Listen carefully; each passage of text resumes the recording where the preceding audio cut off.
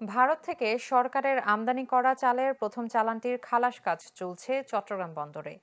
MV Tanis dream নামে জাহাজটি বন্দরের জেটিতে ভেড়ে আজ সকাল 7টার দিকে। জাহাজটিতে রয়েছে প্রায় 24,500 টন চাল। খাদ্য বিভাগ জানায়, সরকারের চলতি অর্থবছরে 6 লাখ টন চাল কিনবে। তারই অংশ হিসেবে ভারত থেকে প্রথম ধাপে কেনা হচ্ছে 52,500 টন। বন্দরে আসা চালানটি খালাসের সময় লাগবে সপ্তাহখানেক।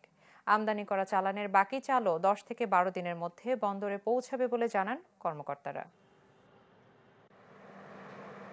বছর শেষের খুশি নগদে হবে বেশি। নগদ পেমেন্টে নির্দিষ্ট ক্যাটাগরির কেনাকাটায় 300 টাকা পর্যন্ত ক্যাশব্যাক।